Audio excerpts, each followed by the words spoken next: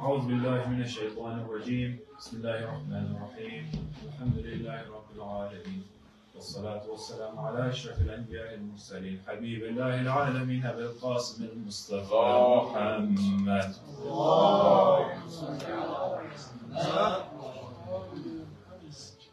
وعلى أهل بيته الطيبين الطاهرين المعصومين. Assalamu alaikum, dear brothers, sisters, and respected scholars.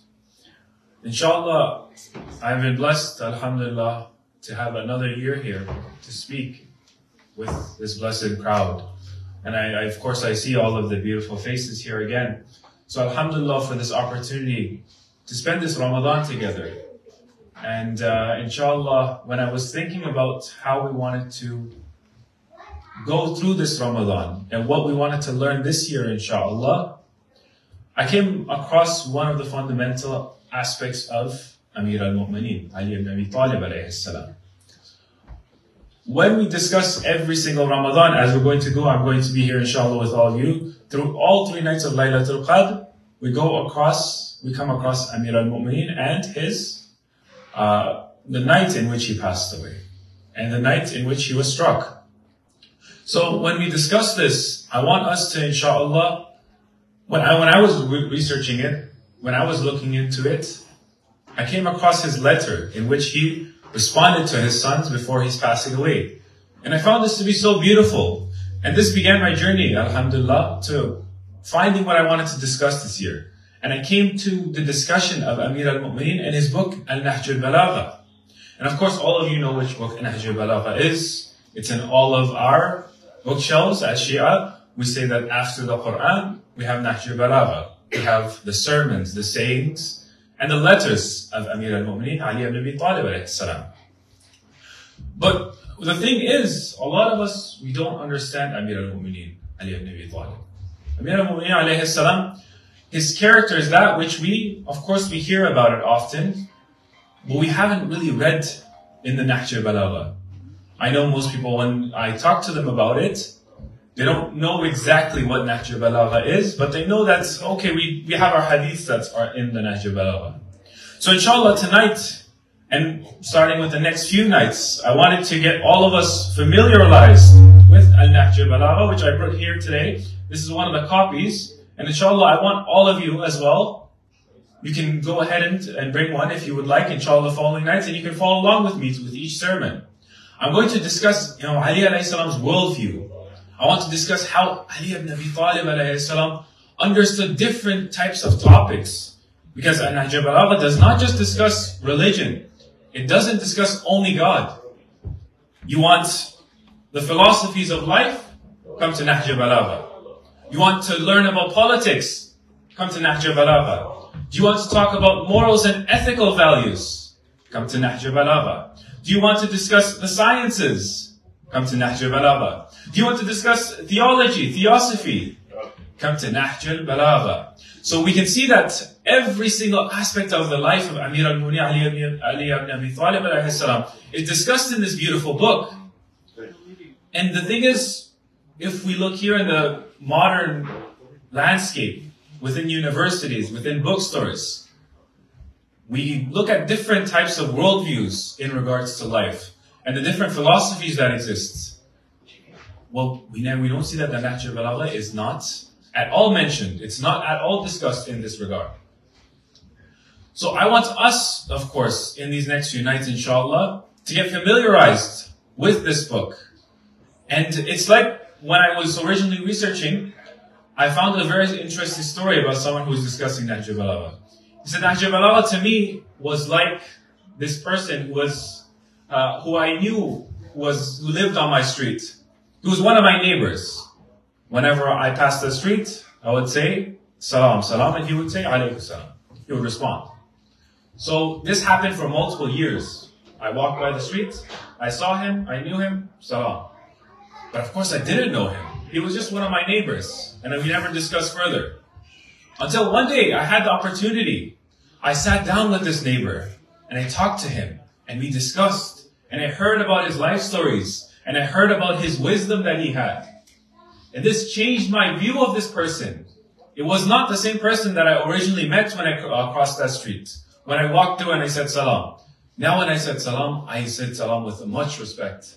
I said it with understanding who this person was. This is the story of one of the brothers when he was discussing Nahj al-Balagha, and it really resonated with me, with my understanding, that this is not just one of the ordinary books that discuss Amir al-Mu'minin Ali ibn Abi Talib alayhi salam. This is not one of our 4 kitab that we discuss. This is because when we discuss our hadith and where we derive our jurisprudence, our ahkam from, we go to our main fundamental 4 books. Al-Kafi, Al-Istibsar, Man La Yahsir al-Faqih, and Tahzib. So these are the 4 books that of course we already have. But Nahj al-Balagha is not in this book. Why?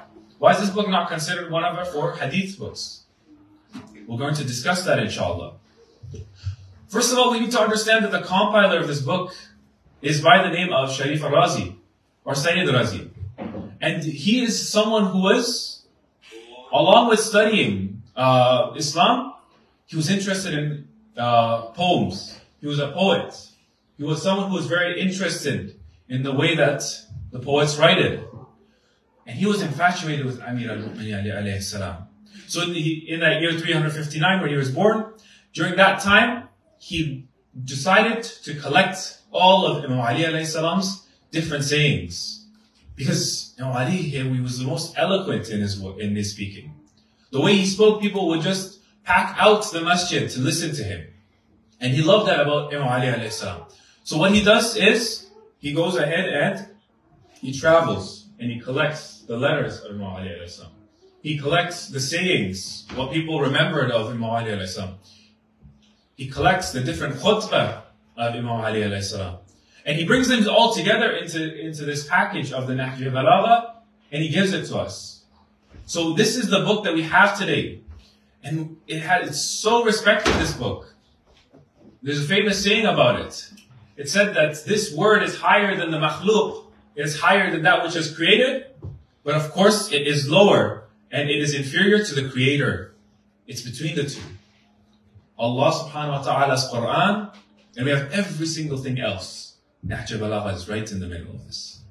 So this is the importance of this book. And like I said, Imam Ali alayhi salam, he delves into different topics. So I want to, inshallah, discuss this, looking at a different lens. Looking at it through an important lens. And here's my lens. I want you all to pay attention to this. What is success? How do I lead a successful life? How do I become successful? Everyone wants success, right? Everyone wants to get to that stage in which they're happy in life, in which they're happy with what they've achieved, in the success that they've achieved within their life. So Imam Ali alayhi salam, inshallah, in these next 7 nights or 8 nights that I'm going to be here with you, we're going to discuss success through the eyes of Ali ibn Abi Talib alayhi salam. Salawat.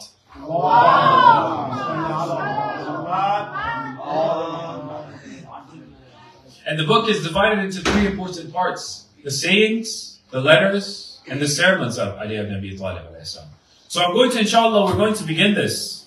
So if all of you want success with me, inshallah, join along for this ride and as we begin and understand this book thoroughly. We're going to discuss the different subjects in which Imam Ali alayhi salam, he discusses. So one of the first points that we want to discuss when we discuss success and living a successful life is what? To know God, to know our reason of existence. Why are we here on this earth, right? We have to truly understand our role first for us to truly become successful. So that's where we're going to begin, inshallah. And all of you say, okay, I know Allah. That is the one who created us.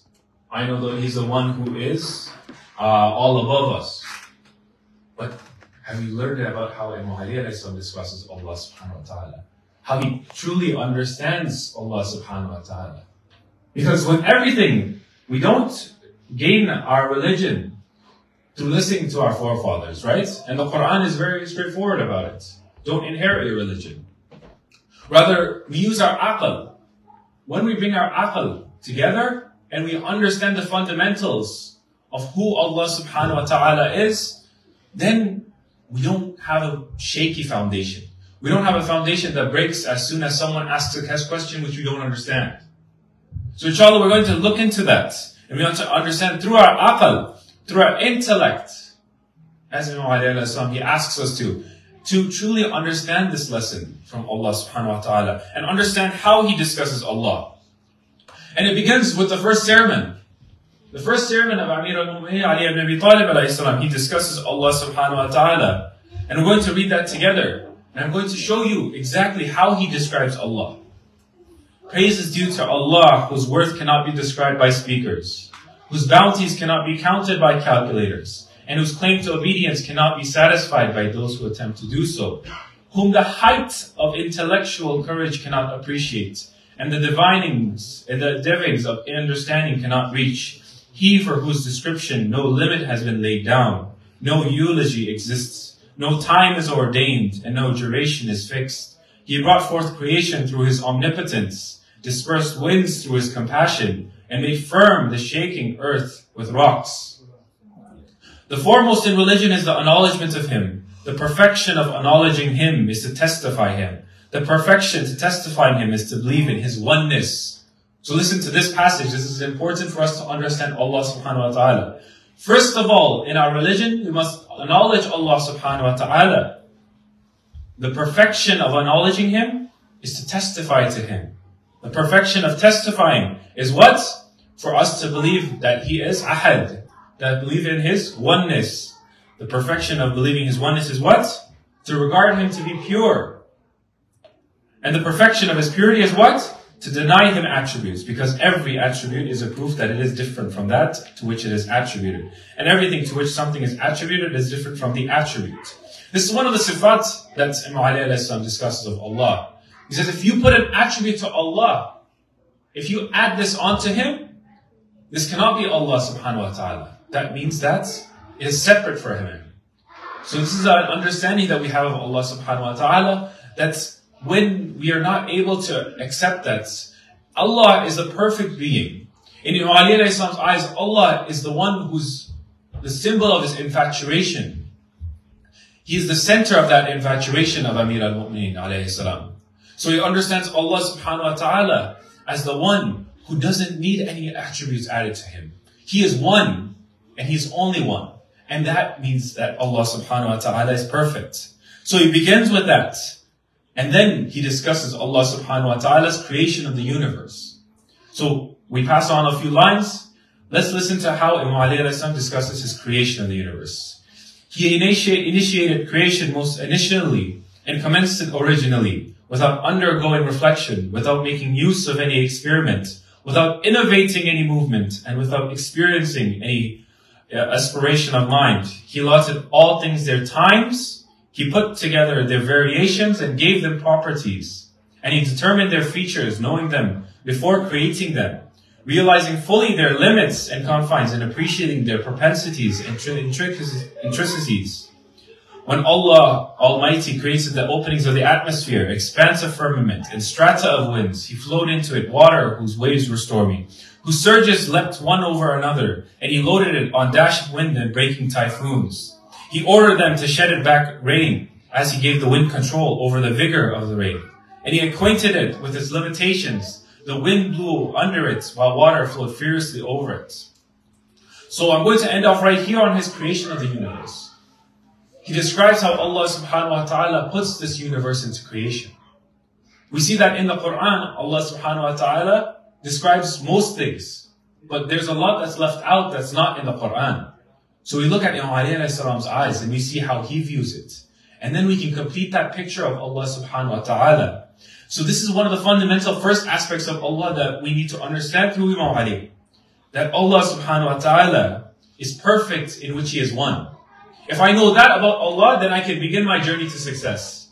I can begin that journey to build myself and my relationship to Allah subhanahu wa ta'ala. And this begins on our first sermon. So I'm going to go ahead now and move on to the second, which is sermon 89. We're not going to go through, of course, every single sermon of Nahj Balagha. Inshallah, of course, if you have time, you can go ahead and discuss it, or you can study it yourselves. But we're going to discuss based on the subject matter.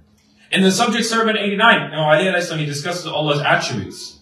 Praise be to Allah, who is well known without being seen, who creates without pondering over, who has never been existent when there was no sky with domes, nor curtains with lofty doors, nor gloomy nights, nor peaceful ocean, not mountains with broad pathways, nor curved mountain roads, nor earth of spread floors, nor self-reliant creatures. He is the originator of creation, and He is their master. He is the God of the creation, and He is its feeder. The sun and the moon are steadily moving in pursuit of His will. They make every fresh thing old and every distant thing near. He distributed their sustenance, and He has counted their deeds and acts, the numbers of their breaths, their concealed looks, and whatever is hidden in their bosoms. He knows their place of stay, and He places last resorts in the loins and the wombs until they reach their end. Subhanallah. What a beautiful description of Allah subhanahu wa ta'ala. Salawat.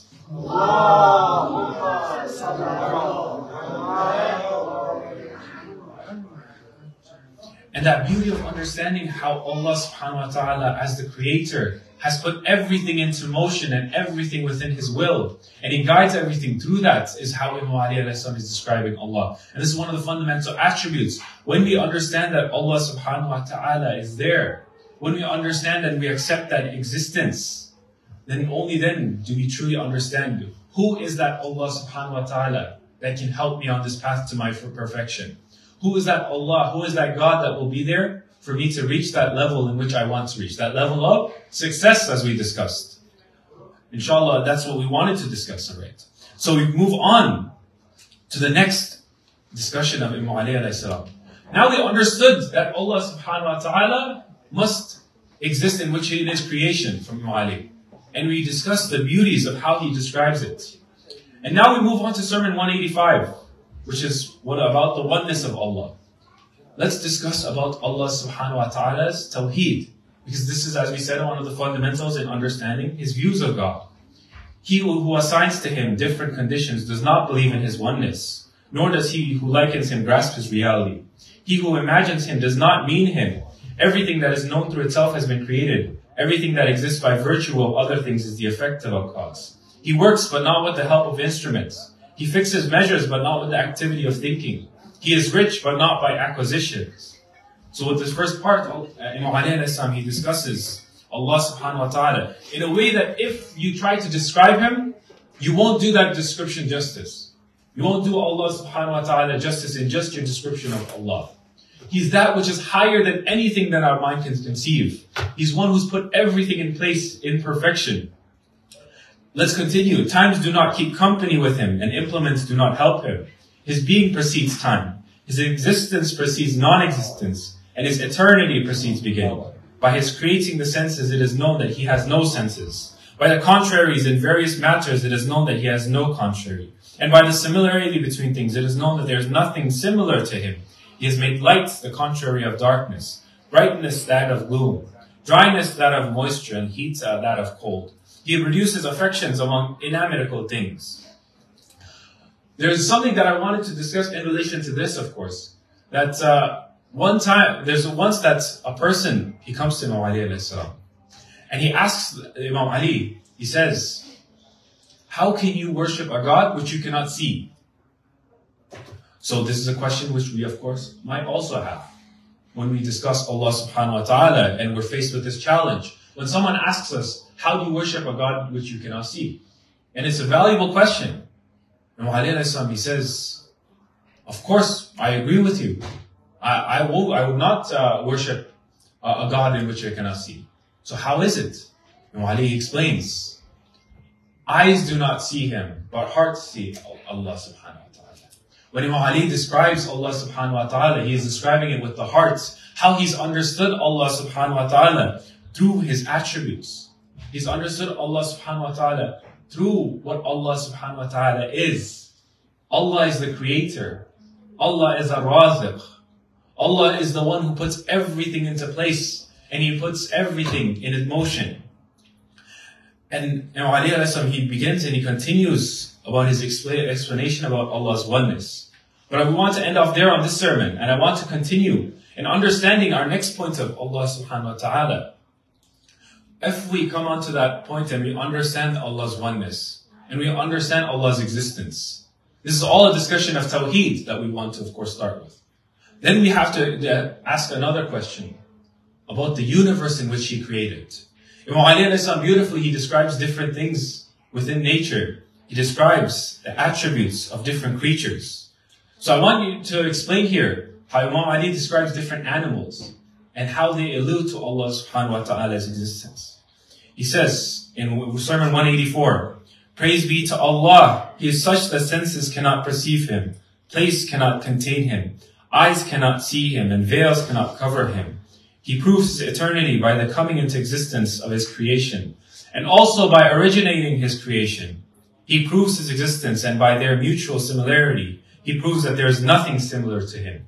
He is pure in His promise. He is too high to be unjust to His creatures. He stands by equity among His creation, and He practices justice over them in His commands. He provides evidence through the creation of things of His being from ever, through their marks of incapability of His power, and through their powerlessness against death of His eternity." And here's where Imam Ali explains that oneness. He is one, but not by counting. Not by counting through different numbers. He is everlasting without any limit. He is existence without any support. He exists without support. Minds admit of Him without any activity of the senses. Our aql, of course, admit to Allah subhanahu wa ta'ala. Things which can be seen stand witness to Him without confronting Him. Imagination cannot encompass Him. He manifests Himself to the imagination with His help for the imagination and refuses to be imagined by the imagination. He has made imagination the arbiter in this matter.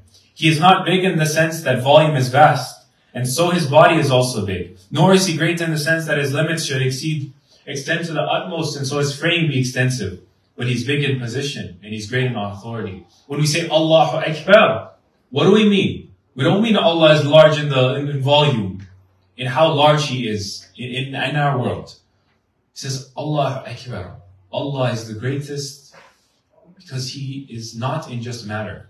In every single thing that exists, Allah subhanahu wa ta'ala is the greatest. And now, Imam Ali he discusses the ant. Let's look at what Imam Ali discusses when he describes his creation. When he discusses the ant, he says, "Had they pondered over the greatness of His power and the vastness of His bounty, they would have returned to the right path and feared the punishment of the fire.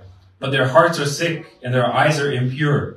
Do they not see the small things He has created, how He has strengthened their system and opened for them hearing and sight and made for them bones and skins?" So this is an introductory, of course. We see so many people, they ask us, as Muslims, as those who believe in Allah subhanahu wa ta'ala, how can you believe that which you cannot see? And Ali, the response to that, of course, what did he say? He says, but the hearts are sick and the eyes are impure. Our eyes, alhamdulillah, as Muslims, our eyes of the Shia of the Ahlul Bayt alayhim as-salam, is very strong. We can see Allah subhanahu wa ta'ala, as Amir al-Mu'mineen says, through the hearts. We're able to understand through our aql. That's nothing can exist without Allah subhanahu wa ta'ala. So you must accept that existence. So he discusses the ant. Look at the ant with its small body and its delicate form. It can hardly be seen in the corner of the eye, nor by the perception of the imagination, how it moves on the earth and leaps at its livelihood. It carries the grain of its whole and deposits it in its place of stay. It collects during the summer for its winter, and during strength for the period of its weakness. Its livelihood is guaranteed, and it is fed according to fitness. Allah, the kind, does not forget it, and Allah, the giver, does not deprive it, even though it might be in dry stone or fixed rocks. If you have thought about its digestive tracts and its high and low parts, the carapace of its belly, and its eyes and its ears and its head, you would be amazed at its creation, and you would feel difficulty in describing it. Exalted is He who made it stand on its legs and erected it on its pillars of limbs. No other originator took part with Him in its origination, and no one having power assisted Him in His creation. If you tread on the paths of your imagination and reach its extremity, it will not lead you anywhere except the originator of the ant. It is the same as He who is the originator of the date palm, because everything has the same delicacy and details, and every living being has little difference. Subhanallah. Salawat.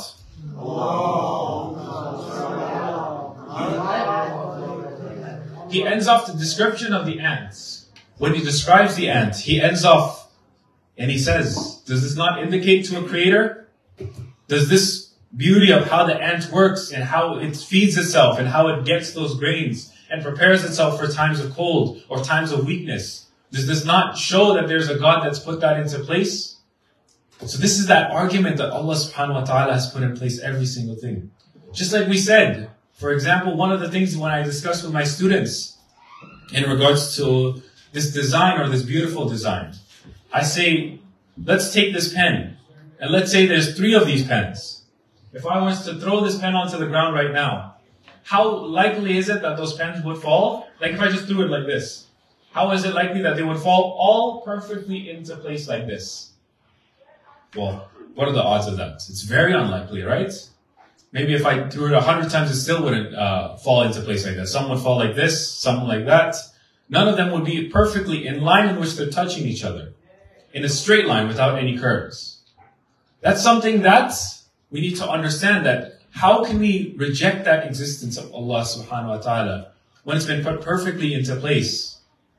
When we discuss the ant, how can we say that this perfect ant, just one simple thing within our creation, within our own world, how it alludes to Allah subhanahu wa ta'ala? Now imagine that in the grand scheme of things. So I want to, inshallah, move into our next creature. What is Imam Ali alayhi salam? He says, he has a sermon about what animal? About the bat. He talks about the bat in a very interesting detail. What does he say about it? Praise be to Allah in Sermon 154, or it could be 155. Some of the additions are changed one further.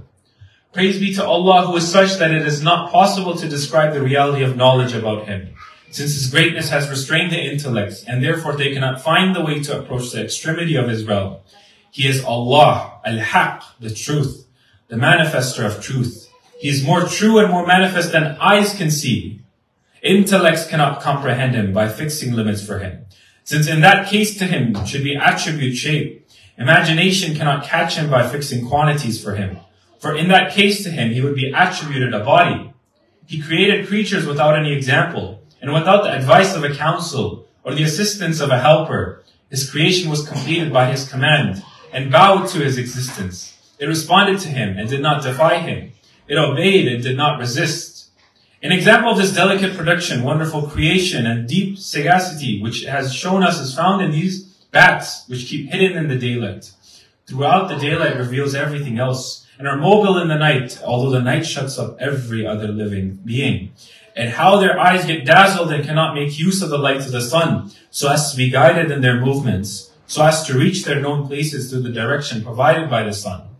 Allah has prevented them from moving in the brightness of the sun, and confined them to their places by hiding instead of going out at the time of its shining. Consequently, they keep their eyelids down in the day, and treat nights as a lamp, and they go with the help in search of their livelihood. The darkness of night does not obstruct their sight, nor does the gloom of darkness prevent them from movement. As soon as the sun removes its veil, and the light of morning appears, and the rays of its light enter upon the lizards in their holes, the bats pull down their eyelids on their eyes, and live on what they had collected in the darkness of the night. Glorified is He who has made the night as day for them, to seek livelihood, and made the day for rest and stay. He has given them wings of flesh, with which at the time of need they rise upwards for flying. They look like the ends of ears without feathers or bones. Of course, they can see the veins quite distinctively. They have 2 wings which are neither too thin, so that they get turned in flying, nor too thick, so that they prove heavy. When they fly, their young ones hold on to them and seek refuge with them, getting down when they get down, and rising when they rise. The young does not leave them till its limbs become strong. Its wings can support it for rising up, and it begins to recognize its place of living and its interest. Glorified is He who creates everything without any previous sample to anyone else. Subhanallah. This is Allah subhanahu wa ta'ala, and this is Amir al-Mu'mineen Ali ibn Abi Talib alayhi salam's description of Allah subhanahu wa ta'ala. So here we can understand through Imam Ali's description of Allah, and through his understanding of the oneness and this tawheed of Allah's existence, that we can understand Him better. So these are the things that we need to understand for ourselves to build our success. And of course, all of you can do accept that. But you haven't built that foundation and that understanding in the way that Imam Ali alayhi salam has. So this is how we, of course, wanted to begin that discussion. Through our aql, understanding and searching for Allah, and for us to find Allah, there's multiple conditions. And these conditions were all discussed tonight. We have to awaken our fitrah, and we have to start searching for that Creator. This is not something that we have to be told that, okay, my son, there is a God that exists, and He is one. If that's how you're understanding God, then your foundation is so shaky that with one simple question, it gets pushed down. But no, we have to, within our own hearts, find that fitrah to search for Allah subhanahu wa ta'ala, our creator. Next, we have to acknowledge that Allah exists in His existence and His oneness. That there cannot be two gods, but only one. It's like many of us, we hear in our famous shahada, we say, La ilaha illallah. First, we begin, as many of the atheists or so, those that deny God, La ilaha. We say there's no God. So far, we're so close to them. But then we say, illallah, except for the one Allah subhanahu wa ta'ala. That I know that through the existence of the birds, through the existence of the ants, through the existence of the universe, through the existence of the bats, that all of these that are described by Amir al-Mu'mineen Ali ibn Abi Talib alayhi salam, that of course there has to be a creator. And to understand who He is, what His attributes are, what is my relationship to Allah subhanahu wa ta'ala, only then can we begin our path to success and our path to perfection. So inshallah, join me through the next few nights as we discuss the different aspects. Of course, we discussed Allah subhanahu wa ta'ala tonight. But inshallah, we'll make sure to discuss different aspects of the life of Imam Ali alayhi salam. So inshallah, we'll end off with your loudest of salawats.